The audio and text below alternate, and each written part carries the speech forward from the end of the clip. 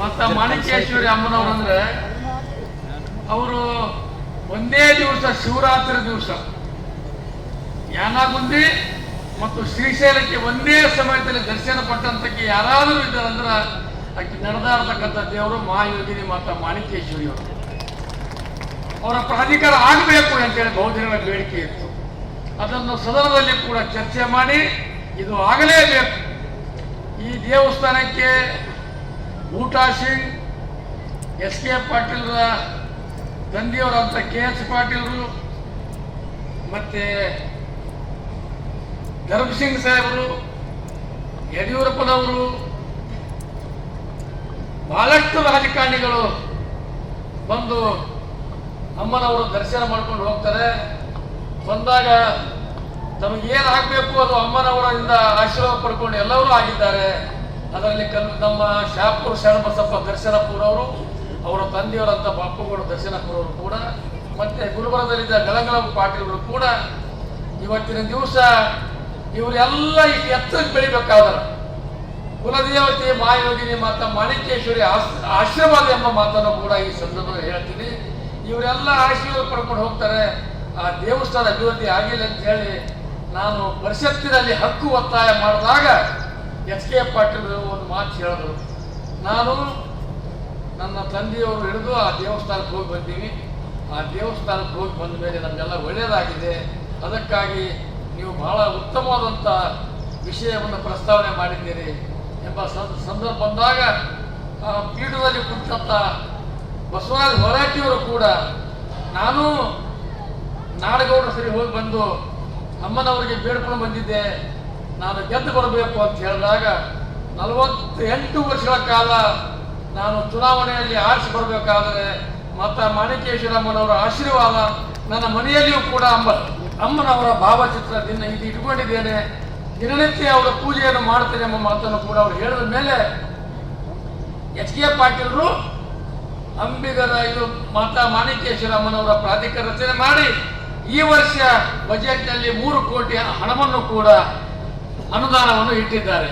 ನಾನು ಇನ್ನು ಕೆಲವೇ ದಿನಗಳಲ್ಲಿ ಆ ಕ್ಷೇತ್ರಕ್ಕೆ ಹೋಗಿ ಸಂಬಂಧಪಟ್ಟ ಮಂತ್ರಿಗಳು ಕರೆದುಕೊಂಡು ಅಲ್ಲಿ ಘೋಷಣೆ ಮಾಡಿಕೊಂಡು ಬರ್ತಕ್ಕಂಥ ಕೆಲಸವನ್ನು ಮಾಡ್ತೀನಿ.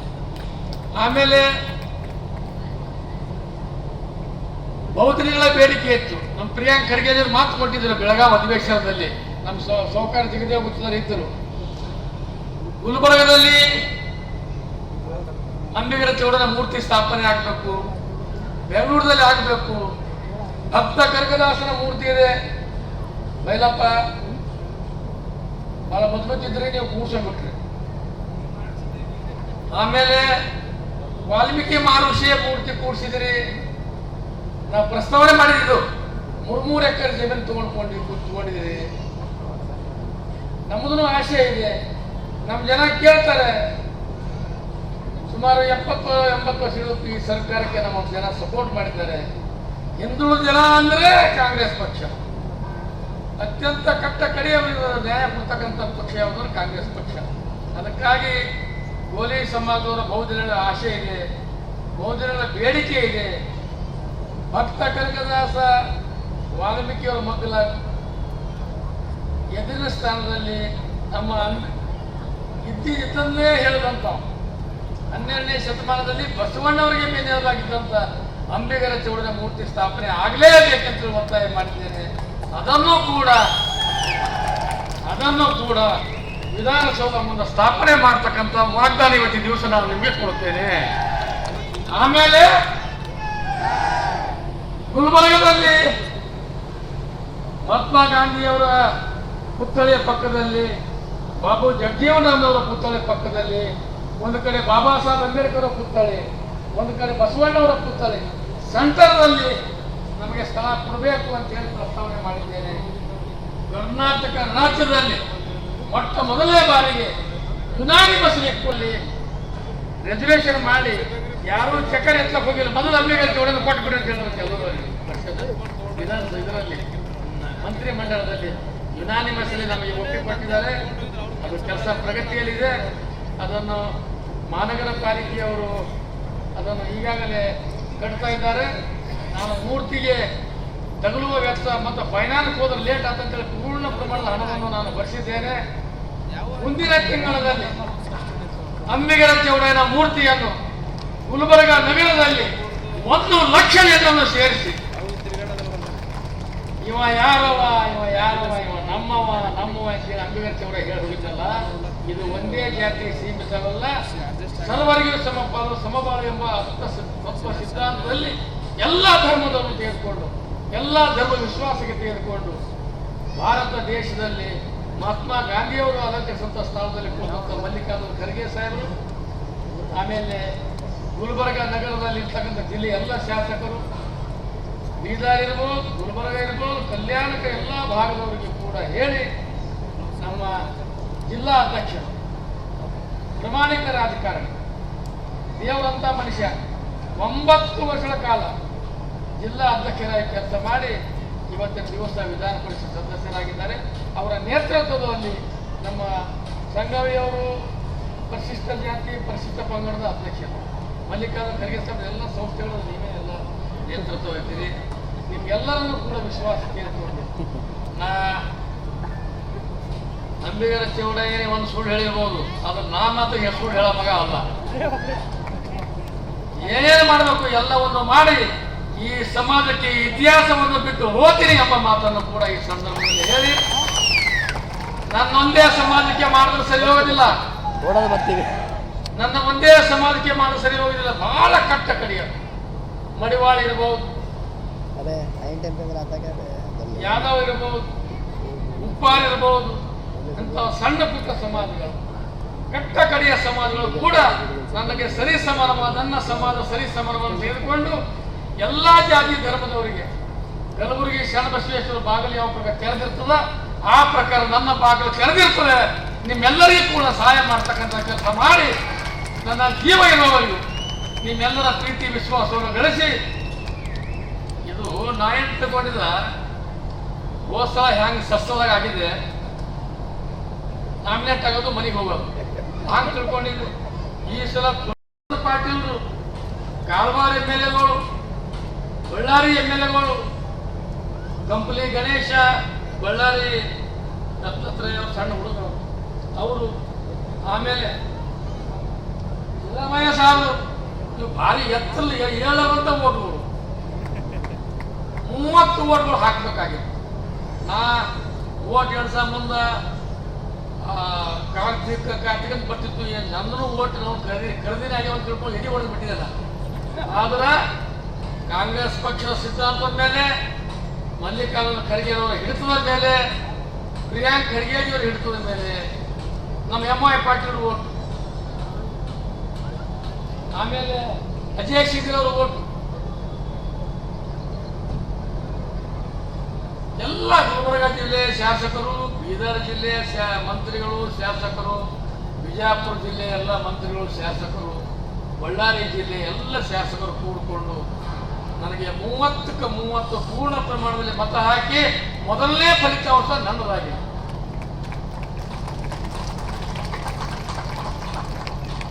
ಆದರೆ ನನ್ನ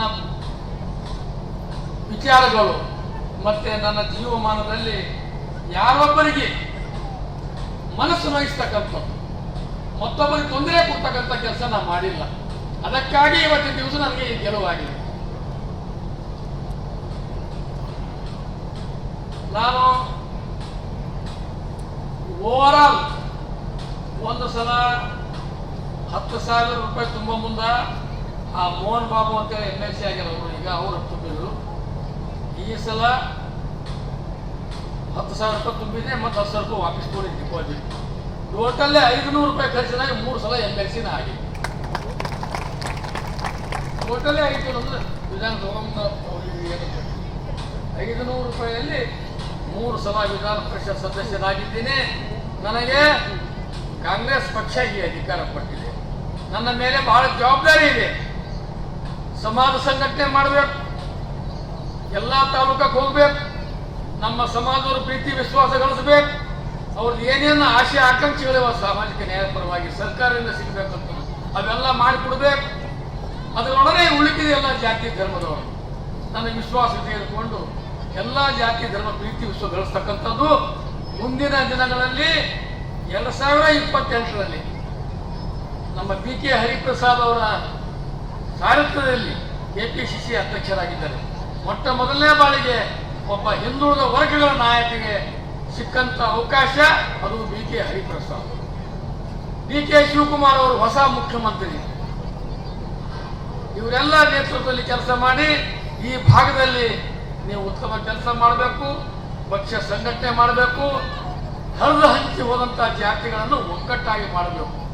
ಮುಂದಿನ ದಿನಗಳಲ್ಲಿ 2028ರ ಚುನಾವಣೆಯಲ್ಲಿ ಪೂರ್ಣ ಪ್ರಮಾಣದಲ್ಲಿ ಕಾಂಗ್ರೆಸ್ ಪಕ್ಷ ಪುನಃ ಅಧಿಕಾರಕ್ಕೆ ಬರಬೇಕು ಎಂಬ ಡೈರೆಕ್ಷನ್ ಕೂಡ ನನಗಿದೆ. ನಮ್ಮ ಜಗದೇ ಗುತ್ತಿದಾರರು ನಾವು ಕೂಡಿಕೊಂಡು ಅವರು ಜಿಲ್ಲಾ ಅಧ್ಯಕ್ಷರಿದ್ದಾರೆ, ಅವರ ನೇತೃತ್ವದಲ್ಲಿ ಇಡೀ ವೇದಿಕೆ ಮೀರುವಂಥವೆಲ್ಲ ಬೈಲಪ್ಪ ಇಲ್ಲಿ ಹೋಗೋರು ಮೆಳಬಲೆ ಬಿಟ್ಟು ನಮ್ಮ ಕಡೆ ಇರೋಗಿ. ಅದಕ್ಕಾಗಿ ಬಹಳ ವಿಶ್ವಾಸದಿಂದ ಇವತ್ತು ದಿವಸ ತಾವೆಲ್ಲ ಬಂದಿದ್ದೀರಿ, ನಮ್ಮ ಪ್ರೀತಿ ವಿಶ್ವಾಸ ತೋರಿಸಿದಿರಿ, ನೀವೆಲ್ಲ ಜನತೆ ಬಂದಿದ್ದೀರಿ. ನಿಮ್ದು ಏನೇ ಕೆಲಸಗಳಿದ್ದರೂ ಕೂಡ ತೆರೆದ ಬಾಗಿಲಿರ್ತದೆ, ಯಾವಾಗಲೂ ಕರೀರಿ, ಯಾವಾಗಲೂ ಬರ್ತೀನಿ.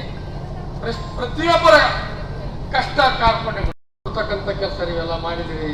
ನಿಮ್ಮ ಇಡೀ ನನ್ನ ಕುಟುಂಬ ನಿಮ್ಮೆಲ್ಲರ ಪಾದಕ್ಕೆ ನಮಸ್ಕಾರ ಮಾಡ್ತದೆ. ನಿಮ್ಮೆಲ್ಲರ ಪ್ರೀತಿ ವಿಶ್ವಾಸ ಇರಲಿ.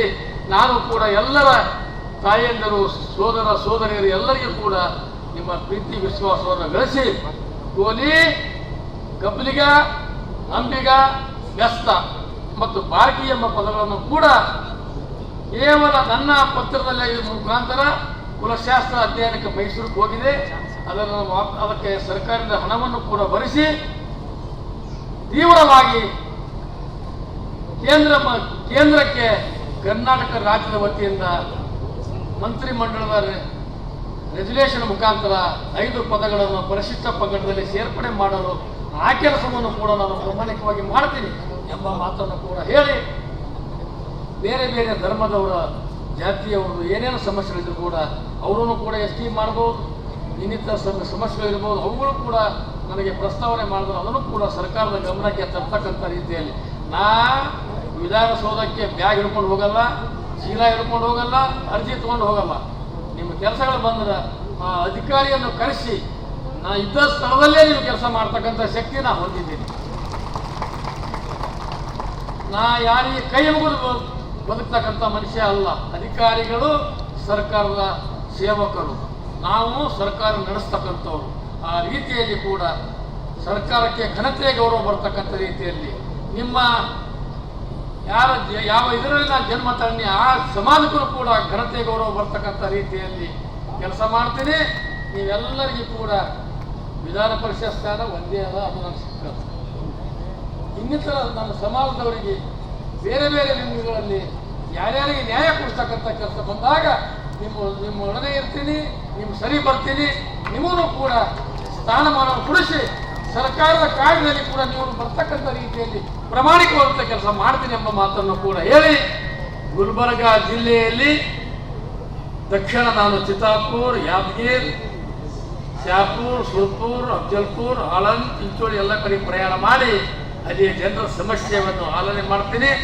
ಮುಂದಿನ ದಿನಗಳಲ್ಲಿ ಎಲ್ಲ 31 ಜಿಲ್ಲೆಗಳಲ್ಲಿ ಕೂಡ ಪ್ರಯಾಣ ಮಾಡಿ ಎಲ್ಲ ಸಮಾಜಗಳ ಸಂಘಟನೆ ಮಾಡಿ ಕಟ್ಟ ಕಡೆಯವರಿಗೆ ನ್ಯಾಯ ಕೊಡಿಸ್ತಕ್ಕಂಥ ಕೆಲಸ ಮಾಡ್ತೀನಿ ಎಂಬ ಮಾತನ್ನು ಕೂಡ ಹೇಳಿ ನನಗೆ ಮಾತಾಡಕ್ಕೆ ಅವಕಾಶ ಮಾಡಿಕೊಟ್ಟು ಮುಖಂಡರಿಗೂ ಫ್ರೆಂಡ್ ಆರ್ಗನೈಸೇಷನ್ ಶಕೀಲ್ ಸೈಡಿ ಅವರು ಇರ್ಬೋದು, ಶಿವನ್ ಹೊರಗುಂಟೂರು ಇರ್ಬೋದು, ಜಿಲ್ಲಾ ಪಂಚಾಯತ್ ಸದಸ್ಯ ರಾಜೇಶ್ ಗುದ್ದರ್ ಅವರು ಇರ್ಬೋದು, ಅದೇ ರೀತಿಯಾಗಿ ಜಯಪ್ರಕಾಶ್ ಕಮಕೂರ್ ಇರ್ಬೋದು, ಸಂದೇಶ್ ಅವರು ಇರ್ಬೋದು, ಮತ್ತು ಇಲ್ಲಿ ಬಂದಂತ ಎಲ್ಲ ಮಾಧ್ಯಮದ ಮಿತ್ರರಿಗೂ ಹಾಗೂ ಇಲ್ಲಿ ಬಂದಂತ ಎಲ್ಲ ತಾಯಂದಿರಿಗೂ ಹಾಗೂ ಪಕ್ಷದ ಕಾರ್ಯ